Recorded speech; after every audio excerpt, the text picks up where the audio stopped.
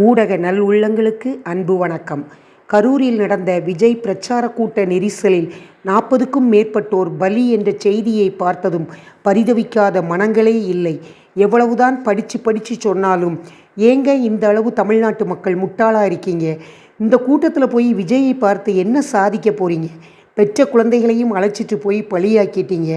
ஏற்கனவே விஜய் அரசியலுக்கு வந்துட்டானேன்னு கடுப்பில் எந்த வகையிலாவது அவரை முடக்கலான்னு நினைக்கிறவங்க மத்தியில் ஆளுங்கட்சிக்கு அனுதாபத்தை விட அல்வா சாப்பிட்ட மாதிரிலாம் இருக்கும். போன உயிரை திரும்ப பெற முடியுமா?